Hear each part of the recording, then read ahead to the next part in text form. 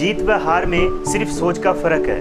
मान लो तो हार है और ठान लो तो जीत है। नमस्कार दोस्तों, मैं हूं अविनाश कुमार पांचाल और मैं लेकर आया हूं आपके लिए माध्यमिक शिक्षा बोर्ड की, जिसको आरबीएसई कहते हैं, माध्यमिक शिक्षा बोर्ड कक्षा 11 और कक्षा 12 की जो साइकोलॉजी की बुक है, जिसमें साइकोलॉजी का जो मैटर है, साइकोलॉजी के जो टॉपिक दे रखे हैं, उसको अपन अब इस पूरा करेंगे। ये जो पूरी सीरीज चलेगी, जिसमें कक्षा 11 के अंदर जो भी टॉपिक दे रखे हैं वो मैं आपको कंप्लीट करवाऊंगा। इसके अलावा कक्षा 12 के अंदर जो भी टॉपिक दे रखे हैं वो मैं निश्चित रूप से आपको कंप्लीट करवाऊंगा, जो कि शिक्षक भर्ती में, चाहे वो किसी भी प्रकार की हो, फर्स्ट ग्रेड हो, सेकंड ग्रेड हो, रीट हो, या यूँ कह लीजिए सीटेट हो, या अदर जो है राज्य के टेट हो, वहाँ पे निश्चित रूप से ये टॉपिक कक्षा 11 और कक्षा 12, क्योंकि कक्षा 11 और कक्षा 12 की जो माध्यमिक शिक्षा बोर्ड की जो किताबें हैं, माध्यमिक शिक्षा बोर्ड फैक्चुअल पर काम करता है, एनसीईआरटी अप्लाइड पर काम करता है। वहाँ पे आपको अप्लाइड चीज़ें ज़्यादा देखने को मिलती है, जबकि माध्यमिक शिक्षा बोर्ड में आपको फैक्चुअल प्रश्न ज़्यादा देखने को मिलता है, फैक्चुअल जानकारी वहाँ से अपने को ज़्यादा मिलती है। तो अगर आपने कक्षा 11 और कक्षा 12 की किताब को अच्छे से पढ़ लिया तो मैं ये दावे के साथ कह सकता हूँ कि आपके मनोविज्ञान का जो बेसिक है वो इतना मजबूत हो जाएगा कि उसके बाद में अगर आप मनोविज्ञान को किसी भी, चाहे वो फर्स्ट ग्रेड के मनोविज्ञान के सिलेबस को पढ़ोगे या सेकंड ग्रेड के पढ़ोगे या रीड के सिलेबस को पढ़ोगे, तो वहाँ पे आपको समझने में कोई दिक्कत नहीं आएगी, कोई परेशानी नहीं आएगी और आसानी से इसको आप क्या कर लोगे, सीख लोगे। तो सबसे पहले बात करते हैं अपन कक्षा 11 की। तो कक्षा 11 मनोविज्ञान की जो पुस्तक है, उसमें पहला जो चैप्टर, कुल 10 चैप्टर दे रखे हैं, उसमें पहले चैप्टर की बात करते हैं, पहले यूनिट इकाई लेसन की बात करते हैं। उसका नाम है मनोविज्ञान का परिचय, प्रकृति और क्षेत्र, जिसमें छोटे छोटे से सबटाइटल दे रखे हैं, छोटे छोटे से टॉपिक दे रखे हैं। परिभाषा, मनोविज्ञान की परिभाषा क्या है, उसका लक्ष्य क्या है, उसका इतिहास क्या है, भारत में जो मनोविज्ञान का इतिहास क्या है और मनोविज्ञान का अन्य विषयों से किस प्रकार का रिलेशन है, संबंध है, ये सारी चीज़ें दे रखी है आपके यूनिट 1 में।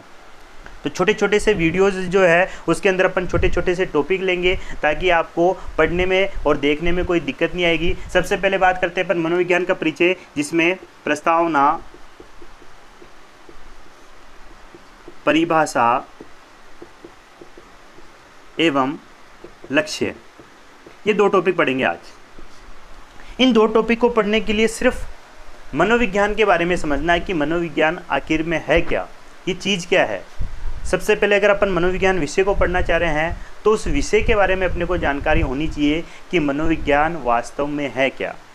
प्राचीन समय की बात करें तो प्राचीन समय में एक जो विषय चलता है, अभी भी चलता है, दर्शन शास्त्र। दर्शन की बात करें तो दर्शन का मतलब होता है देखना। अगर एक विषय के रूप में बात करें या प्राचीन शास्त्रों के रूप में बात करें या प्राचीन जो दार्शनिक है उनके अनुसार बात करें तो दर्शन का मतलब होता है सत्य की खोज करना, सत्य की खोज करना। दर्शन शास्त्र जो कि एक क्या है, विषय है, जिसको इंग्लिश में कहते हैं फिलोसॉफी। दर्शन की बात करें तो दर्शन शास्त्र या दर्शन जो विषय है ये भी 2 प्रकार के हैं। एक दर्शन होता है जिसे अपन बोलते हैं पाश्चात्य दर्शन, पाश्चात्य दर्शन यानी कि वेस्टर्न कंट्रीज वाला, विदेशी दर्शन, और एक होता है भारतीय दर्शन, भारतीय दर्शन। इनमें बेसिक सा अंतर क्या है, पाश्चात्य दर्शन वास्तविकता के ज़्यादा निकट है, वास्तविकता की ओर ले जाता है, भौतिकतावाद की ओर ले जाता है, जबकि भारतीय दर्शन की बात करें तो भारतीय दर्शन आध्यात्मिकता या धार्मिकता की ओर ले जाता है, धार्मिकता की ओर ले जाता है। अगर आपसे प्रश्न पूछ ले वे कि मनोविज्ञान की उत्पत्ति कहाँ से हुई है, किस विचारधारा से हुई है या किस दर्शन से हुई है, तो पाश्चात्य दर्शन से मनोविज्ञान की जो उत्पत्ति मानी जाती है, मनोविज्ञान की उत्पत्ति वो कौन सी विचारधारा से हुई है, तो वो है पाश्चात्य दर्शन से। और अगर विषय के रूप में पूछ ले वे कि विषय, किस विषय से मनोविज्ञान की उत्पत्ति हुई है, तो प्राचीनतम जो विषय है दर्शन शास्त्र। प्राचीनतम विषय कौन सा है, दर्शन शास्त्र, दर्शन शास्त्र। इसी दर्शन शास्त्र विषय से एक शाखा के रूप में, प्रारंभ में एक शाखा के रूप में उत्पत्ति मानी जाती है, किसकी, मनोविज्ञान की। किसकी मानी जाती है, मनोविज्ञान की। दर्शन शास्त्र में अगर अपन दार्शनिकों की बात करें तो कुछ प्रमुख दार्शनिक है जैसे सुकरात, प्लेटो, अरस्तु इत्यादि। तो सबसे पहले ये चीज समझ गए कि मनोविज्ञान दर्शन शास्त्र की एक शाखा के रूप में उसकी मनोविज्ञान की क्या मानी जाती है, उत्पत्ति मानी जाती है। कुछ प्रमुख दार्शनिकों की बात करें तो सुकरात, प्लेटो, अरस्तु। ध्यान में रखना है, सुकरात का शिष्य प्लेटो है, प्लेटो का शिष्य अरस्तु है, और अरस्तु का जो शिष्य माना जाता है सिकंदर महान, अलेक्जेंडर। अरस्तु के गुरु की बात करें तो प्लेटो है, प्लेटो की गुरु की बात करें तो कौन है, सुकरात है। मनोविज्ञान जब अपन पढ़ते हैं तो बहुत से मनोवैज्ञानिक कहते हैं कि मनोविज्ञान की उत्पत्ति सुकरात के समय से हुई है, बहुत से कहते हैं कि मनोविज्ञान की उत्पत्ति प्लेटो के समय से हुई है, और बहुत से मनोवैज्ञानिक कहते हैं कि नहीं, मनोविज्ञान की दर्शन शास्त्र की एक शाखा के रूप में जो उत्पत्ति मानी गई है वो किसके समय से मानी गई है, अरस्तु के समय से। यानी कि कोई एक मत नहीं है, अलग अलग मनोवैज्ञानिकों की अलग अलग क्या है, विचारधारा है।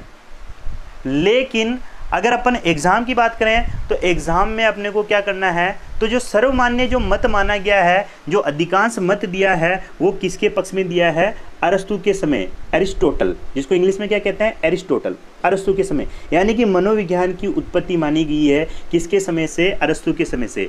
और अगर आपसे पूछे कि कब से, तो इन दोनों के बीच में 400 ईसा पूर्व से, कब से, 400 ईसा पूर्व से मनोविज्ञान की क्या मानी गई है, उत्पत्ति मानी गई है।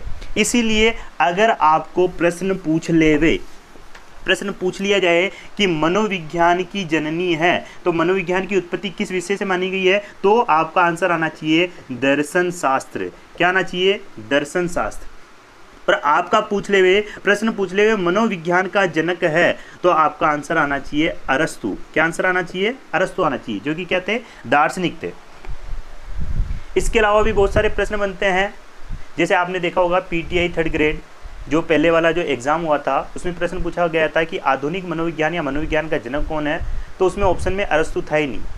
तो ऐसी कंडीशन में, ऐसी परिस्थिति में आपको ध्यान में रखना है। धीरे धीरे जब अपन आगे पढ़ेंगे और चीज़ें क्लियर हो जाएगी कि ऐसा क्यों है, ऐसी भ्रांतियाँ क्यों है, तो ध्यान में रखना है ऐसा प्रश्न आ जाए तो उसके बाद में, अरस्तु के बाद में जो आधुनिक मनोविज्ञान या वैज्ञानिक मनोविज्ञान जो है उसका जो जनक माना गया है वो माना गया है विलियम वुंड। जर्मनी के विलियम वुंड को मनोविज्ञान या आधुनिक मनोविज्ञान का जनक माना गया है। लेकिन अमेरिका वाले कहते हैं कि नहीं, मनोविज्ञान का जनक है विलियम जेम्स। यानी कि जर्मनी में मनोविज्ञान का जनक विलियम वुंड को माना गया है, अमेरिका में मनोविज्ञान का जनक विलियम जेम्स को माना गया है। अगर ऑप्शन में आ जाए तो प्रायोरिटी अपने को विलियम वुंड को देनी है। अगर ऑप्शन में ही नहीं हो तो बात अलग है। आपको पूछ ले मनोविज्ञान की जननी, दर्शन शास्त्र और मनोविज्ञान का जनक जो सर्वमान्य मत माना गया है और वो है अरस्तु। तो ध्यान में रखना है मनोविज्ञान का जनक कौन है, अरस्तु। आधुनिक मनोविज्ञान का जनक विलियम वुंड या विलियम जेम्स। प्रायोरिटी किसको देनी है, विलियम वुंड को। बहुत सारे मनोविज्ञान की शाखाएं हैं जो अपन बाद में पढ़ेंगे, जिसके अलग अलग शाखाओं के अलग अलग क्या है, जनक माने जाते हैं। उनका योगदान जो है उन शाखाओं में ज़्यादा रहा है, इसीलिए उन शाखाओं का उनको क्या माना जाता है, जनक माना जाता है। अपन यहाँ पे बात करते हैं मनोविज्ञान की, तो ध्यान में रखना है मनोविज्ञान की जननी दर्शन शास्त्र जनक पूछे तो आपका अरस्तु। अगर बात करें मनोविज्ञान की तो मनोविज्ञान का जो इतिहास अपने को देखने को मिलता है, अभी थोड़ी देर पहले मैंने आपको कहा था कि मनोविज्ञान की जो उत्पत्ति मानी गई है वो कब से मानी गई है, 400 ईसा पूर्व से मानी गई है, और लगभग किसके समय से मानी गई है, अरस्तु के समय से। किसके समय से, अरस्तु के समय से। लेकिन एबिंगहास नामक शख्स क्या कहता है कि मनोविज्ञान का अतीत तो बहुत लंबा है लेकिन इतिहास बहुत छोटा। एबिंगहास कहता है मनोविज्ञान का अतीत तो क्या है, बहुत ही पुराना है, लेकिन जो इसका इतिहास मिलता है, लिखित में जो साक्ष्य मिलते हैं वो क्या है, छोटा है। और इसका इतिहास कब से मिलता है, 16वीं शताब्दी से। कब से मिलता है, 16वीं शताब्दी से। शुरुआत में मनोविज्ञान को इसके शाब्दिक अर्थ के रूप में क्या किया जाता था, परिभाषित किया जाता था। और जितने भी दार्शनिक थे, चाहे प्लेटो हो, अरस्तु हो, डेकार्टे है, रुडोल्फ गोयकले है, ये सारे मानते थे कि मनोविज्ञान जो है वह है आत्मा का विज्ञान है। किसका विज्ञान है, आत्मा का विज्ञान। और सबसे पहले मनोविज्ञान शब्द का जो लिखित रूप में जो अपने को साक्ष्य मिलता है कि मनोविज्ञान शब्द का प्रयोग किसने किया है, तो ध्यान में रखना दोस्तों, मनोविज्ञान शब्द का सबसे पहले प्रयोग किया है रुडोल्फ गोयकले ने। किसने किया है, रुडोल्फ गोयकले ने। रूडोल्फ गोइकले के द्वारा 1590 में एक किताब लिखी गई थी, उस किताब का नाम है साइकोलॉजिया।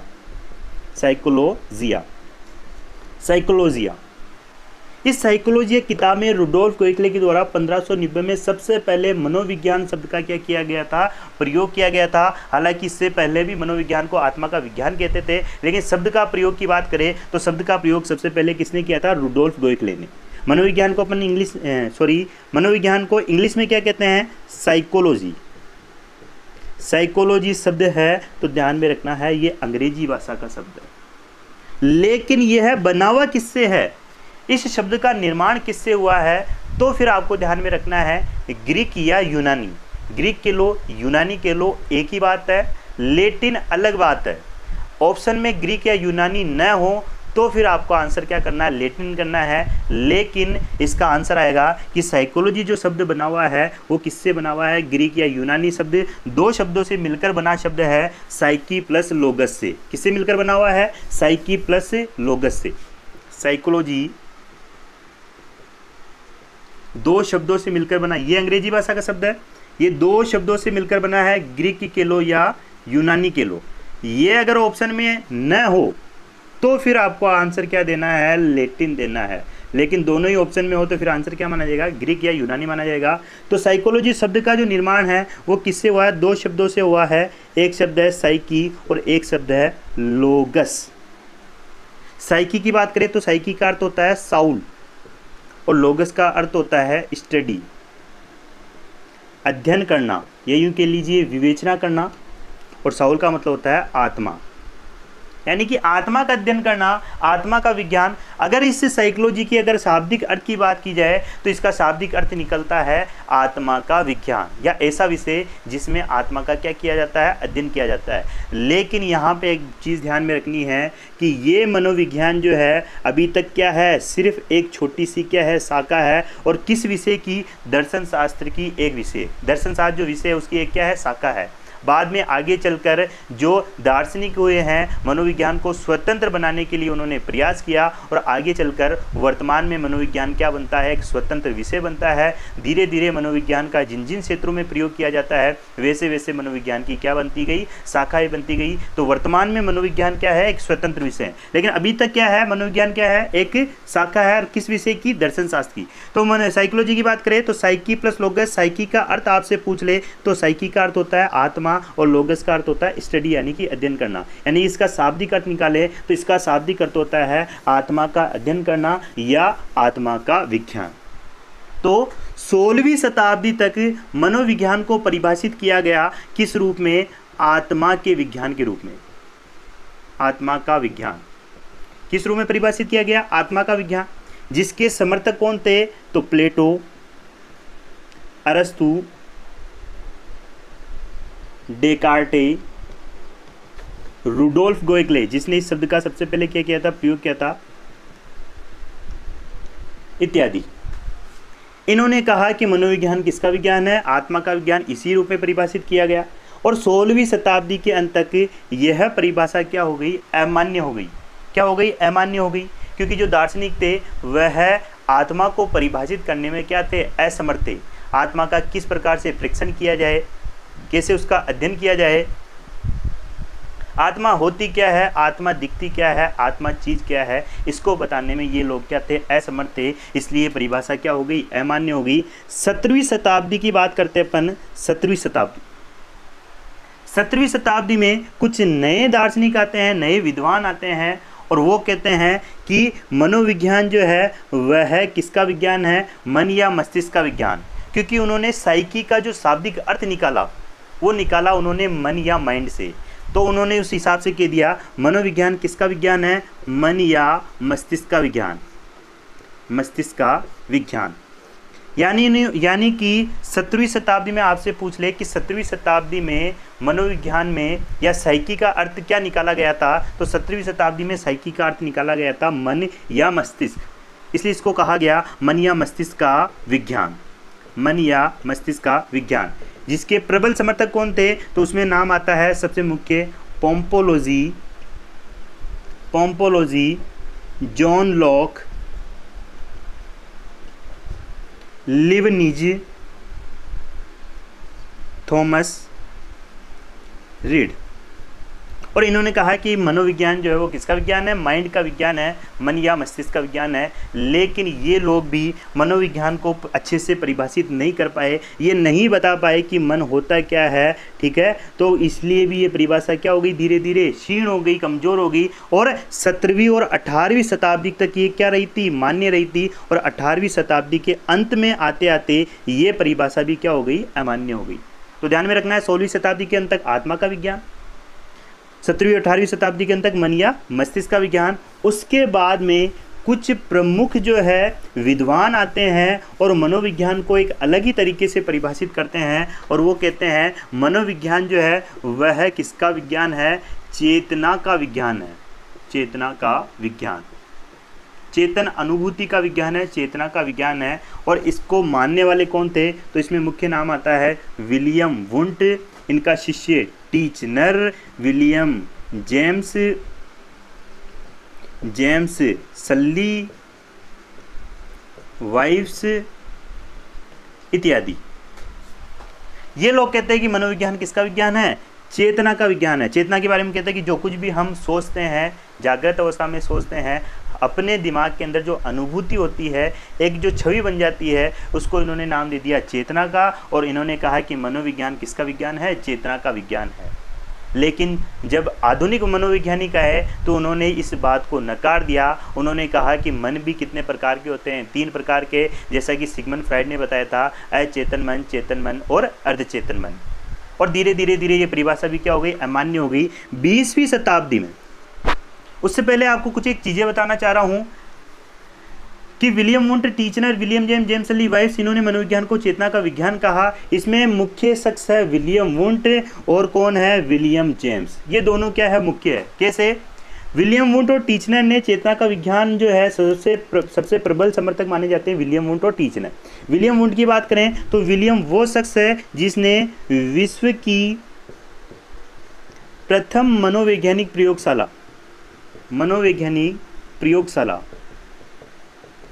विलियम वुंट ने विश्व की प्रथम मनोवैज्ञानिक प्रयोगशाला जर्मनी के लिपजिंग शहर में क्या की थी, स्थापित की थी। कब की थी, 1879 में। ये बेसिक है, जिन्होंने पढ़ाई कंप्लीट कर ली है उनके लिए ये बेसिक है, उनको ये ऑलरेडी पता है। लेकिन जो शुरुआत कर रहे हैं उनके लिए बहुत ही इंपॉर्टेंट बात है, ये ध्यान में रखना है कि विश्व की पहली मनोवैज्ञानिक प्रयोगशाला किसने स्थापित की थी, विलियम वुंट ने। ये बहुत बार एग्जाम में आया हुआ है, इसीलिए विलियम वुंट को प्रयोगात्मक मनोविज्ञान का क्या कहते हैं, जनक कहते हैं। प्रयोगात्मक मनोविज्ञान का जनक किसे कहते हैं, जनक, विलियम वुंट को।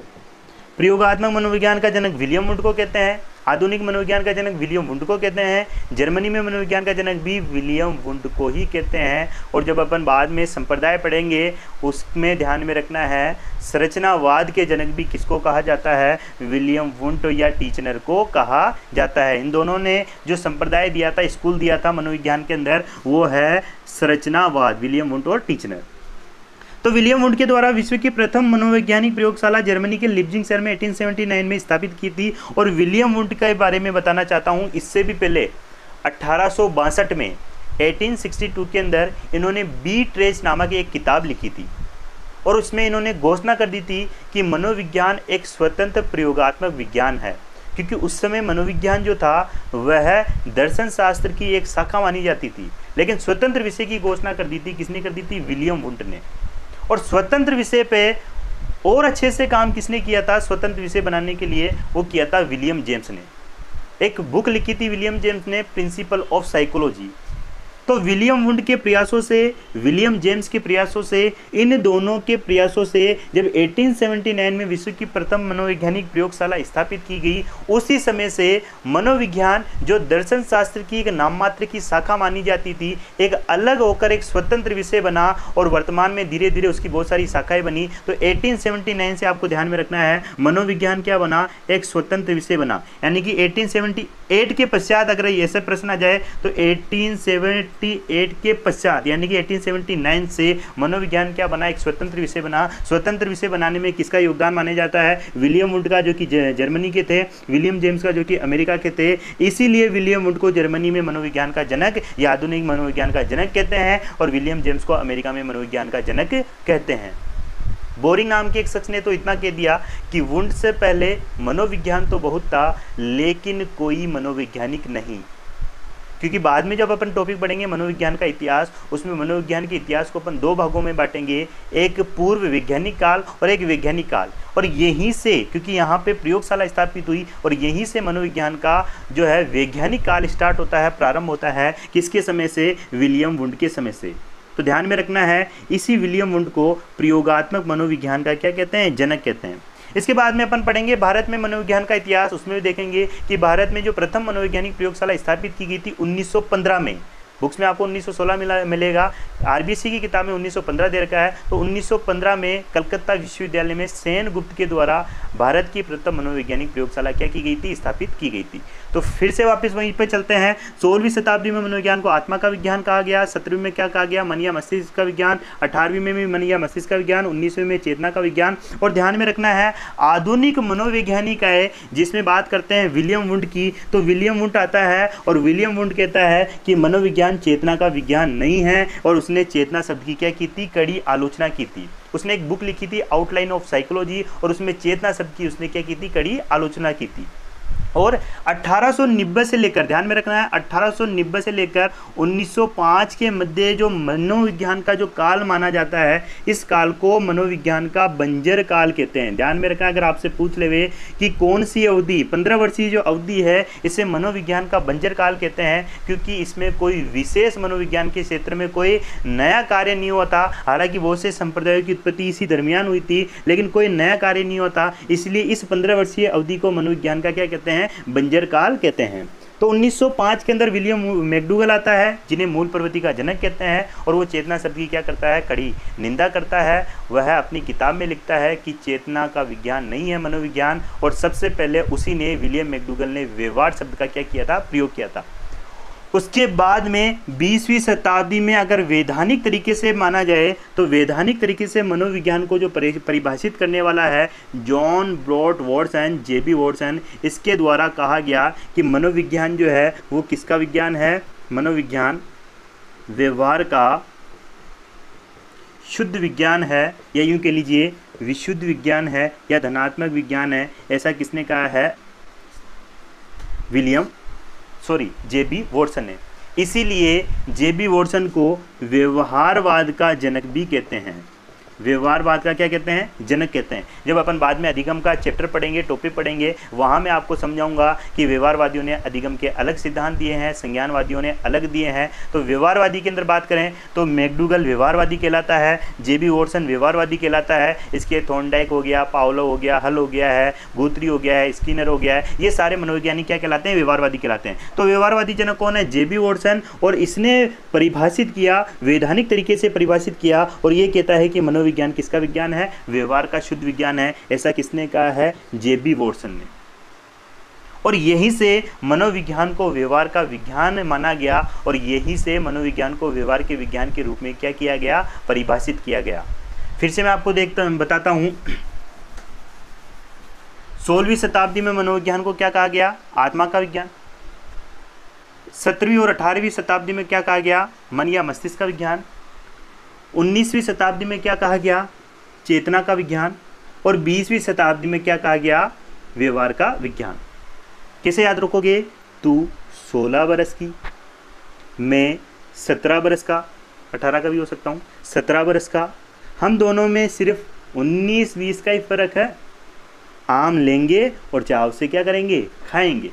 वापिस से बता रहा हूँ, तू 16 बरस की, मैं 17 बरस का, 19-20 का ही फर्क है। आम लेंगे और चाव से क्या करेंगे, खाएंगे। तो 16वीं शताब्दी में मनोविज्ञान को क्या कहा गया, आत्मा का विज्ञान। 17वीं 18वीं में क्या कहा गया, मन या मस्तिष्क का विज्ञान। 19वीं शताब्दी में चेतना का विज्ञान। 20वीं में व्यवहार का विज्ञान। 16वीं शताब्दी में आत्मा का विज्ञान मानने वाले कौन थे, प्लेटो, अरस्तु, डेकार्टे, रुडोल्फ गोइकले। 18वीं शताब्दी में मन या मस्तिष्क का विज्ञान मानने वाले कौन थे, पोम्पोलॉजी हो गया, लेवनिज हो गया, जॉन लॉक हो गया, थॉमस रीड हो गया। 19वीं शताब्दी में William Wundt, William James, James ली वाइस और टी स्किनर हो गया। 20वीं शताब्दी में व्यवहार का विज्ञान मानने वाले कौन थे? मैकडूगल हो गया। मुख्य की बात करें तो जेबी वॉटसन हो गया, पाउलो हो गया, थॉर्नडाइक हो गया, गुथरी हो गया, हल हो गया, स्किनर हो गया। ये सारे मनोविज्ञान को क्या मानते हैं? व्यवहार का विज्ञान मानते हैं। और वर्तमान में भी मनोविज्ञान को क्या माना जाता है? व्यवहार का विज्ञान माना जाता है। अगर आपको एक शब्द में अगर आप पूछा जाए कि मनोविज्ञान का क्या मतलब होता है, क्या अर्थ है, तो सीधे सीधे आपका आंसर आना चाहिए व्यवहार का विज्ञान। मनोविज्ञान क्या है? व्यवहार का विज्ञान।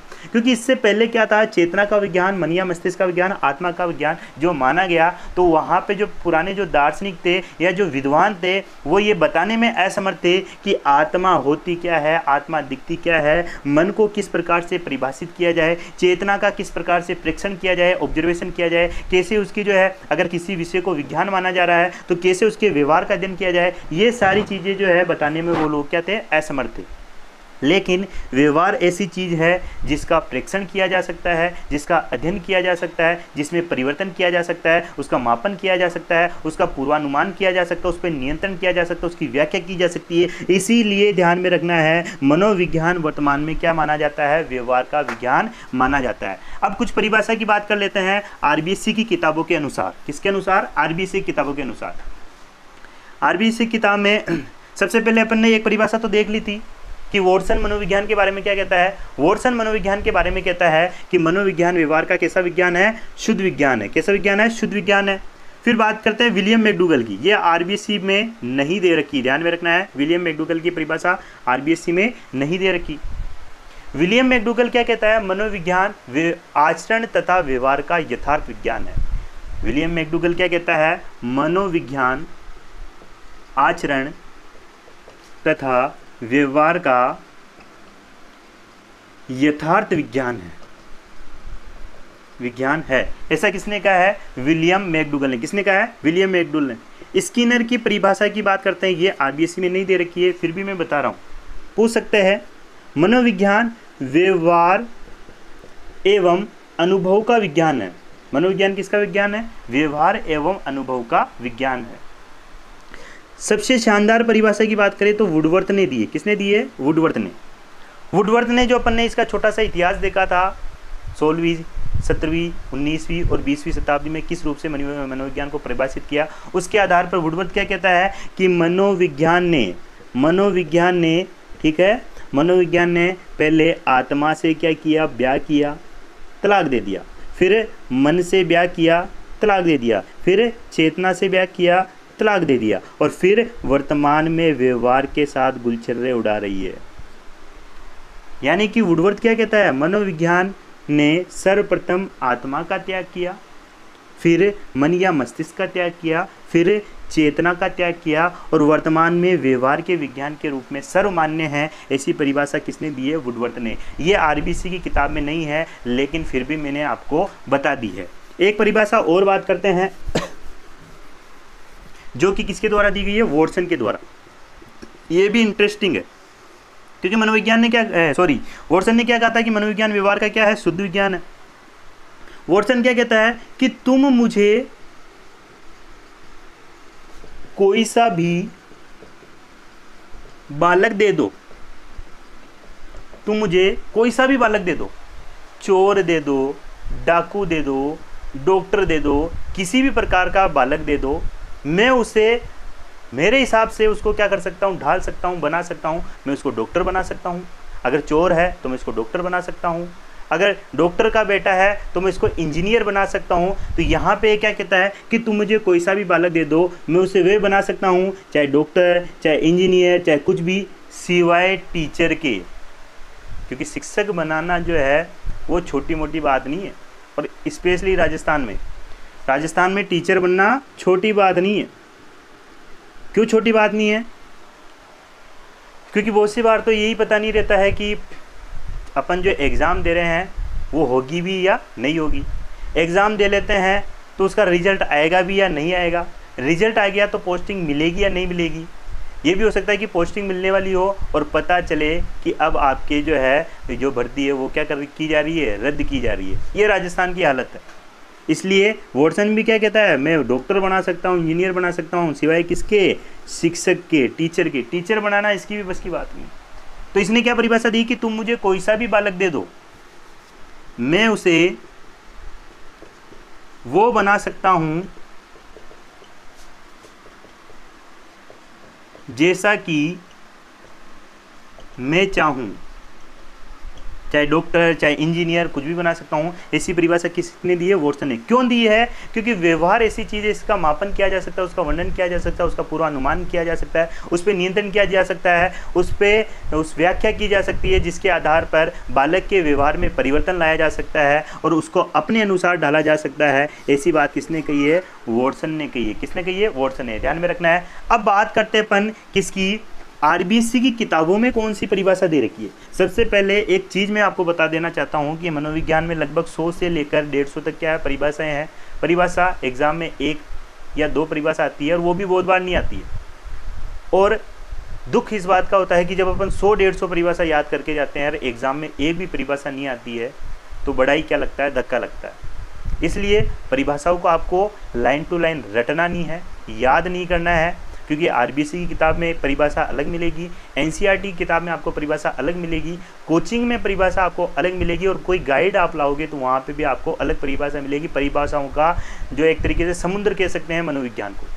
तो इसके लिए आपको सिर्फ इतना करना है कि जो जो इम्पोर्टेंट आपको परिभाषा लगे उसके आपको ऑब्जेक्टिव बनाने हैं और शुरुआत से लास्ट तक उन्हीं ऑब्जेक्टिव पर आपको क्या करनी है? प्रैक्टिस करनी है, ताकि एग्ज़ाम में जैसे ही वो प्रश्न आएगा अगर आपने उसका ऑब्जेक्टिव बना रखा है तो निश्चित रूप से वो चीज़ आपको याद आ जाएगी और आसानी से उसको आप क्या कर दोगे? जवाब दे दोगे। क्योंकि ऐसा नहीं होता है कि प्रश्न इस प्रकार से आ जाए कि वॉटसन ने क्या परिभाषा दी है, मैकडूगल ने क्या परिभाषा दी है, ऐसा नहीं होता है। परिभाषा ऊपर आती है, नीचे 4 ऑप्शन आते हैं, सिर्फ अपने को पहचाना होता है कि ये परिभाषा किसने दी है। तो ऑब्जेक्टिव पर अगर आप क्या करोगे? मेहनत करोगे, जो भी परिभाषा उसके ऑब्जेक्टिव बना के मेहनत करोगे तो निश्चित रूप से परिभाषा से आपके प्रश्न क्या नहीं होंगे? गलत नहीं होंगे। क्या नहीं होंगे? गलत नहीं होंगे। बेरोन क्या कहता है? बेरोन ये परिभाषा दे रखी है आपके आरबीएससी की किताब में। बेरोन कहता है मनोविज्ञान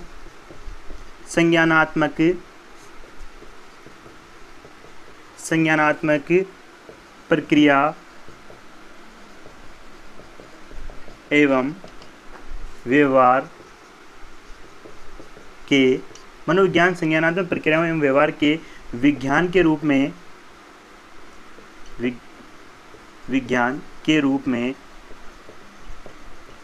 उत्तम रूप से परिभाषित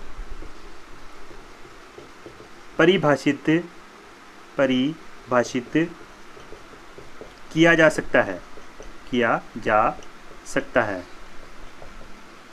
मनोविज्ञान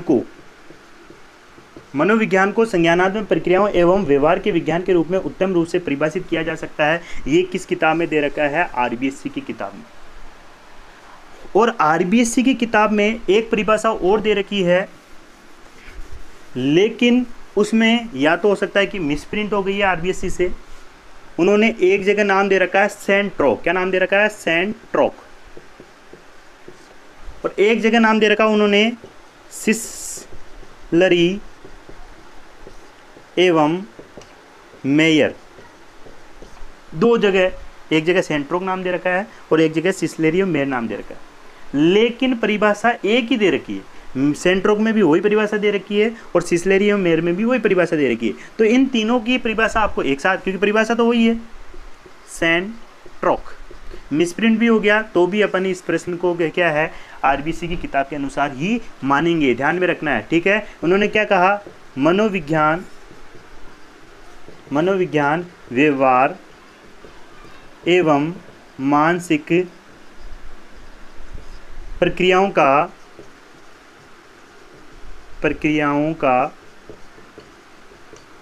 वैज्ञानिक अध्ययन है। मनोविज्ञान व्यवहार एवं मानसिक प्रक्रियाओं का वैज्ञानिक अध्ययन है। किसने दिया है? सेंट्रोक ने। और एक उसके थोड़ा सा नीचे लिखा हुआ सिसलरी एवं मेयर की भी परिभाषा क्या है कि मनोविज्ञान व्यवहार एवं मानसिक प्रक्रियाओं का क्या है? वैज्ञानिक अध्ययन है। तो ये कुछ परिभाषा है, 4-5 मैंने आपको परिभाषा बताई है। विलियम मैकडूगल की, स्किनर की, वॉटसन की, वुडवर्थ की, जो है बेरोन की, सेंट्रोक की। तो ये परिभाषा आपको ध्यान में रखने नहीं है, इनके आपको ऑब्जेक्टिव बनाने हैं और ऑब्जेक्टिव में शुरुआत से अंत तक उसी में आपको जो है प्रैक्टिस करनी है, ताकि वो चीज़ आपको क्या हो जाए? याद हो जाए। अब सबसे इम्पोर्टेंट बात अपन कर लेते हैं लास्ट में, और वो है मनोविज्ञान के लक्ष्य, goals of psychology, psychology important, ध्यान में रखना, यहाँ से पूछ सकता है।